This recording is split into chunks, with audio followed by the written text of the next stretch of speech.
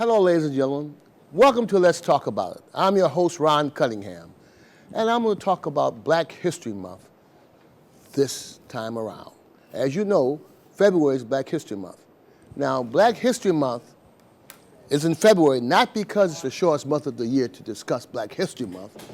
It's Black History Month is in February because of the birthdays of Abraham Lincoln, the President Abraham Lincoln, and the great orator and historian and public speaker, you know him, Frederick Douglass.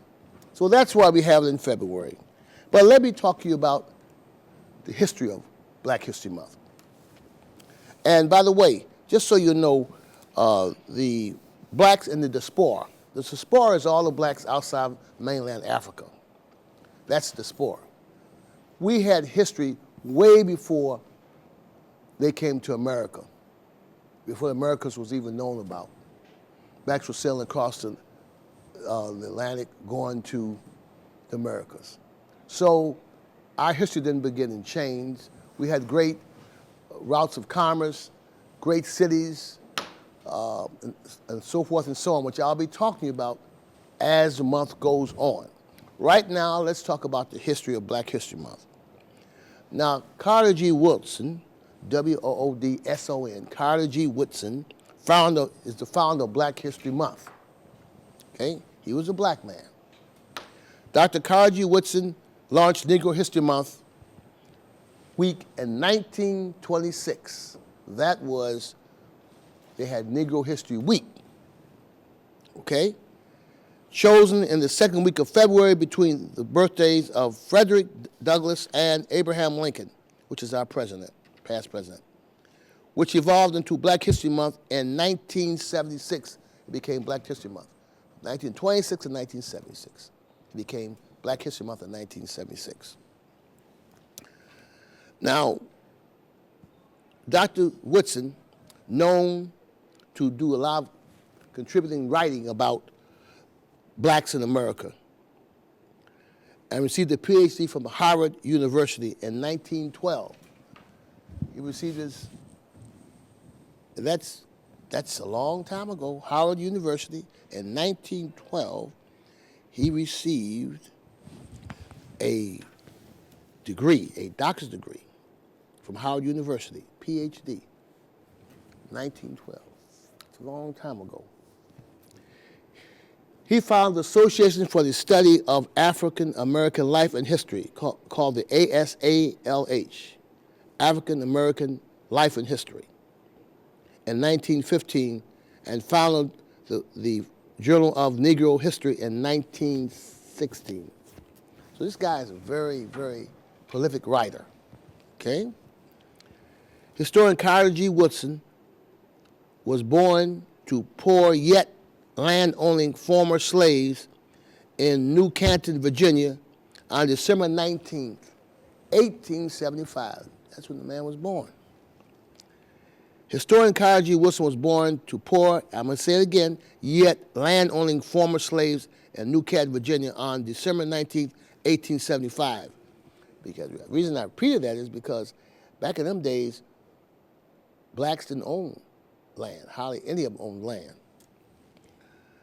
In the early 1900s, he taught black youth in West Virginia from late 1903 until early 1907.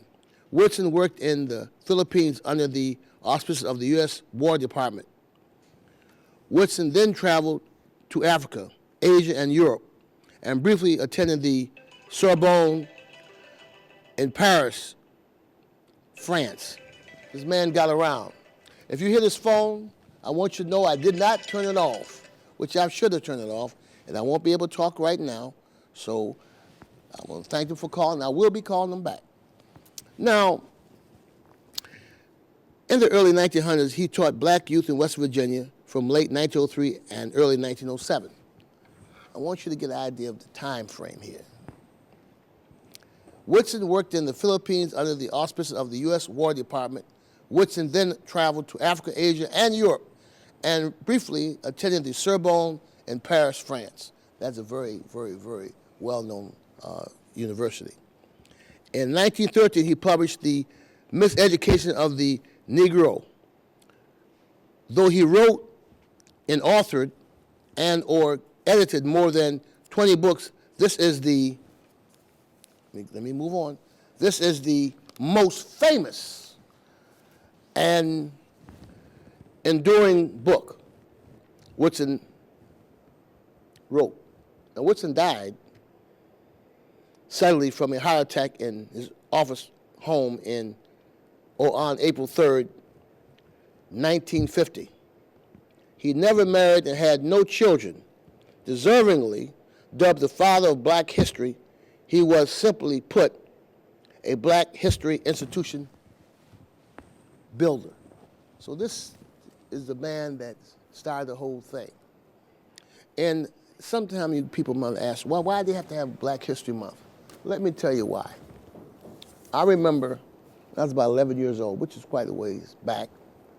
My uncle was a Baptist preacher. His name was Cecil Rhodes.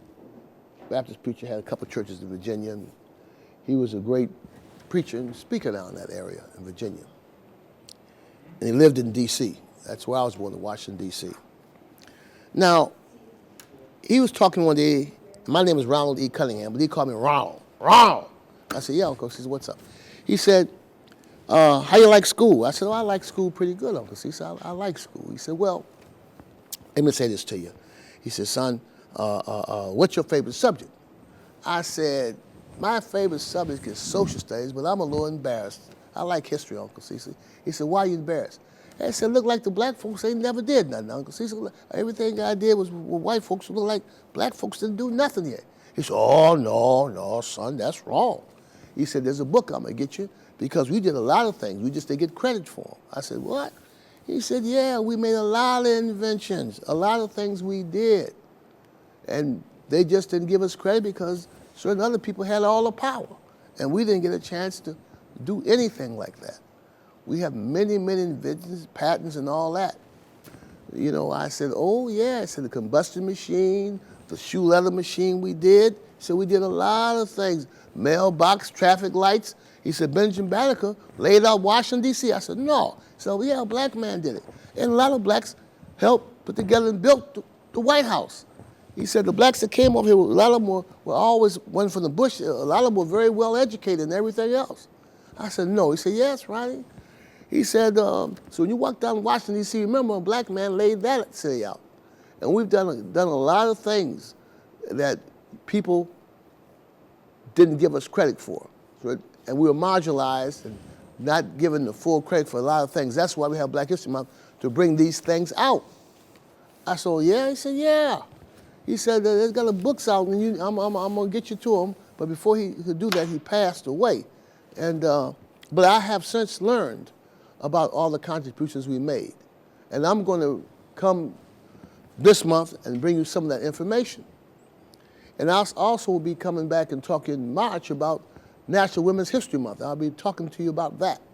So I'm going to keep you up to date for the next couple months. We're going to be talking about some exciting things.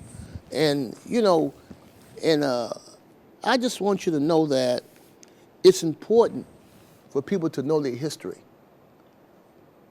And sometimes if you don't know your past, you're bound to repeat it if you don't know your past. It's good to know your history and your contribution to this great country and what you stand for and what you're all about.